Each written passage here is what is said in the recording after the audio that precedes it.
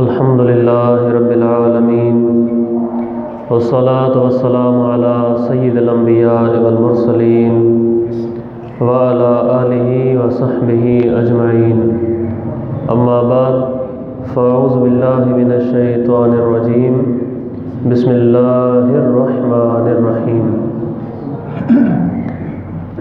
لقد نصركم الله في مواطن كثيرة ويوم حنين إذ أعجبتكم كثرتكم فلم تغن عنكم شيئا وضاقت عليكم الأرض بما رحبت ثم وليتم مدبرين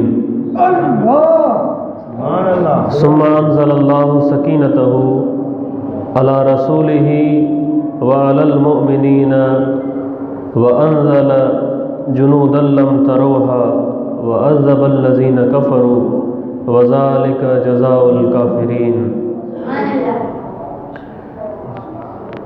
ثم يتوب الله من بعد ذلك على من يشاء والله غفور رحيم صدق الله مولانا العظيم درود پاک نبی کریم صلی اللہ علیہ وسلم اللہم صلی علی سیدنا و مولانا محمد وعلی آلہ وصحبہ وبارک وسلم.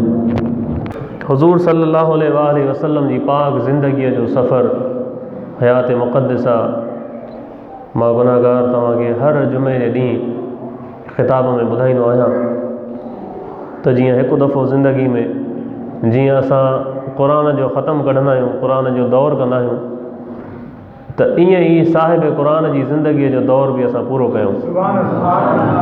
आका जी विलादत खां वठी वेंदे हुज़ूर अलैहिस्सलातु वस्सलाम जे ज़ाहिरी 63 साल जी हयात मुबारका ताईं. गुज़श्ता जुमे ते मां तव्हांखे फ़तह मक्का खां बाद पेश अचण वारा वाक़िआ ॿुधाया. हाणे उन खां अॻिते हलूं था. मको जॾहिं फ़तह थी वियो ऐं मके जा सभिनी अरबनि अचे मदीने वारे साईंअ जे क़दमनि में किरिया, इस्लाम क़बूल कयो. पोइ कंहिं ख़ुशीअ सां क़बूल कयो, कंहिं भव में क़बूल कयो, पर कलमो जहिड़ो तहिड़ो हुननि पढ़ियो. कंहिं सची दिलि सां आका जे हथ ते इस्लाम क़बूल कयो, कंहिं भव में त हाणे जाॾों काॾों क़ाबिज़ थी विया आहिनि, काॾे वेंदासीं, भॼण जो बि को रस्तो न आहे, इज़त सां रहणो आहे त कलमो पढ़ी जान छॾाए. कंहिंजी सोच इहा हुई. मके खां उत्तर ऐं ओभर जी तरफ़ हिकिड़ो कबीलो हुयो जंहिंखे कबीला हवाज़न चइबो आहे. उन कबीले ऐं कबीला सकीफ़ वारनि इस्लाम क़बूल न कयो अञा ताईं, यानी ताइफ़ वारनि जेको हुज़ूर अलैहिस्सलातु वस्सलाम वञनि ऐं पथर हणनि, उहे ई माण्हू. माना ॿिया सभिनी इस्लाम क़बूल कयो, मके वारनि, ॿियनि मुख़्तलिफ़ कबीलनि ॿाहिरनि. इन पासे वारनि इस्लाम क़बूल न कयो. इन्हनि खे पंहिंजी बहादुरनि ते, पंहिंजे जानसारनि ते, शाह सवारनि ते, तीर अंदाज़नि ते वॾो नाज़ हुयो. वॾा जंगी सिपह सालार हुया. उन्हनि जी इहा सोच ई त अञा ताईं मदीने वारे साईं लाइ उहे पाण में इहा ॻाल्हाईंदा त अञा ताईं मर्दनि सां साईं जो टकराव न थियो आहे. अञा ताईं जवाननि सां, मर्दनि सां साईंअ जो टकराव न थियो आहे. असां सां जंहिं ॾींहुं विढ़ियो त ख़बर पइजी वेंदसि. हे इंतज़ार में वेठा हुआ त ॾिसूं त मके वारा अबू सुफ़ियान ऐं उनजो लश्कर फ़तह थी मिलेसि या शिकस्त थी अचे. जेकॾहिं फ़तह थी अचे त कमु भलो थी वेंदो, जेकॾहिं शिकस्त थी अचे त पोइ असां हुज़ूर अलैहिस्सलातु वस्सलाम जे लाइ चवंदा त असां विढ़ंदासीं. जॾहिं हिननि ॾिठो त मको बि फ़तह थी वियो ऐं अबू सुफ़ियान जे लश्कर में कंहिं में बि दम न रहियो त हुज़ूर जो मुक़ाबिलो कनि, इन ॻाल्हि हिननि खे वॾो गुस्से में, ग़ैज़ ऐं ग़ज़ब में विझी छॾियो. हिननि जा सभु आस पास में जेके बुत रखियल हुआ वॾा वॾा, उहे हुज़ूर अलैहिस्सलातु वस्सलाम ख़ालिद बिन वलीद रज़ी अल्लाह ताला अन्हु खे हुकुम कयो त सभु वञी रहिया. जॾहिं हिननि जी वॾे बुत उज़ा खे ख़ालिद बिन वलीद वञी रहियो, अञा हिननि जी कांवर में इज़ाफ़ो थी वियो. हिननि पाण सिर तयारियूं शुरू कयूं जंग जूं त असां तयारी करे ऐं हुज़ूर ते हमिलो कंदासीं. वॾा बहादुर हुया, वॾा सिपह सालार हुया, वॾा जंगजू हुया. तीर अंदाज़ी में हिननि जे कबीले जहिड़ो कोई बि न हुयो अरब में. अहिड़ा तीर अंदाज़ हुया ऐं जंगी तजुर्बो, महारत वॾी। हुज़ूर खे ख़बर पई, मदीने वारे साईं बि जंग जी तयारी शुरू कई। हाणे मको ताज़ो फतह थियो आहे, तव्हां आका जी जिदोजहद जो अंदाज़ो लॻायो न त हिकिड़ो ॾींहुं बि हुज़ूर अलैहिस्सलातु वस्सलाम आराम सां न वेठा आहिनि। ऐलान नबूवत खां वठी हिन ॾींहं ताईं हिकिड़ो ॾींहुं बि आराम सां न वेठा। मके मां मस फारिग थिया त वरी साम्हूं हेॾो वॾो बहादुरनि जो ॿियो क़बीलो तयारु आहे। 30,000 जवाना इन्हनि जा, सिपह सालार जंगी फ़ौज जो तादादु इहो हो। हुज़ूर खे ख़बर पई त मदीने वारे साईं वटि जंगी साज़ो सामान बि पूरो कोन हो। मके में हिकु शख़्स रहंदो सफ़वान, उन खां हुज़ूर अलैहिस्सलातु वस्सलाम ओधर ते ज़िरहूं ऐं तलवारूं ऐं जंगी सामान वरितो। चईंसि त हे असां तोखे वापसि मोटाए ॾींदासीं, असांखे सामान ॾे त असां वञी जिहाद करे अचूं। उन शख़्स हुज़ूर खे ओधर ते सामान ॾिनो। मुख़्तलिफ़ माण्हुनि खां मदीने वारे साईं पैसनि जी सूरत में कर्ज़ु खयो, कंहिंखां 50,000 दिरहम, कंहिंखां 40,000 दिरहम। 3-4 माण्हुनि खां मदीने वारे साईं इन जंग जे लाइ जिहाद लाइ कर्ज़ु खयो आहे।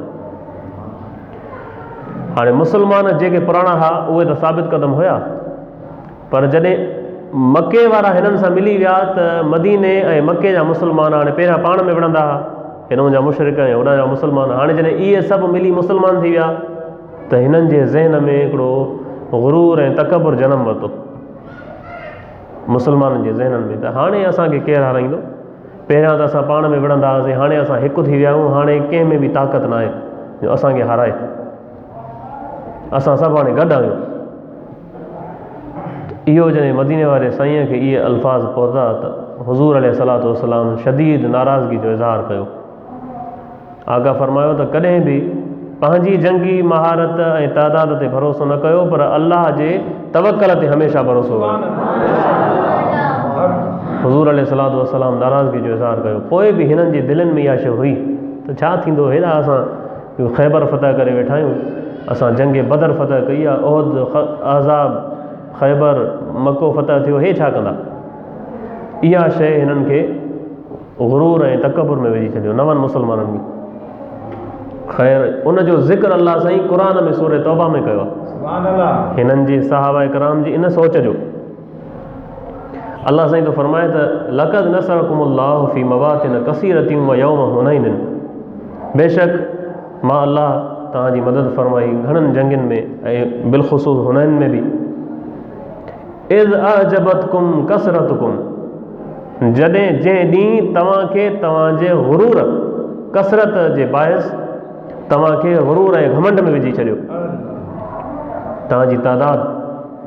फलम तुग़नि अनकुम शैअन वदाक़त अलैकुमुल अर्ज़ु बिमा रहबत,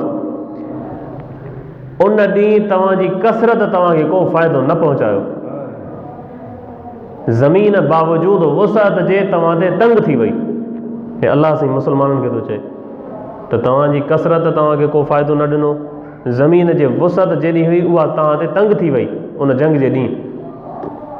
सुम्म वल्लैतुम मुदबिरीन, ऐं तव्हां जंग जे मैदान मां पुठी ॾेई भॼणु लॻो।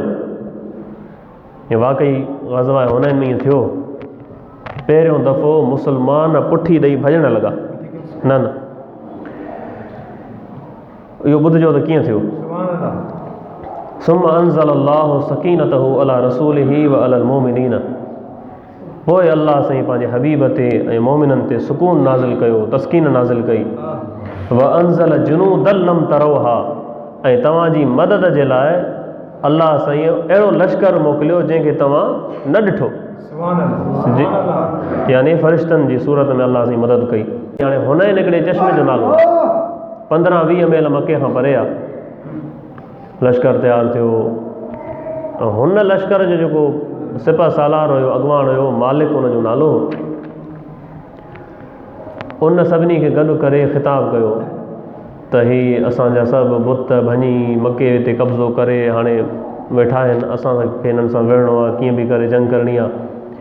ऐं पंहिंजे सभिनी सिपह सालारनि खे चयईं त पंहिंजी जेका तलवार जी नयाम हूंदी आहे उनखे भञी छॾियो, उहे कढी भञी छॾियो, तलवारूं उघाड़ियूं हुजनि तव्हांजूं, जीअं वापसि उन में विझण जो तव्हांखे सोच न अचे। एतिरो हिननि में जोश ऐं वलवलो हुयो। हिन चयो त पंहिंजा जंहिं वटि ॻऊं आहिनि उहे विकायो, उठ आहिनि उहे विकायो, ॿकरियूं आहिनि उहे विकायो, घर जो सॼो सामान, पंहिंजूं घरवारियूं, पंहिंजूं धीअर, पंहिंजूं भेनर सभु मैदान जंग में वठी अचो। यानी असां जेकॾहिं मरंदासीं बि जो हुननि जे ॾींहुं इन जंग में मरंदासीं, जे जीअंदासीं बि उते जीअंदासीं। घर में का बि शइ न छॾियो, सॼो सामान खणी हुज़ूर जे मुक़ाबले में अची बीहो।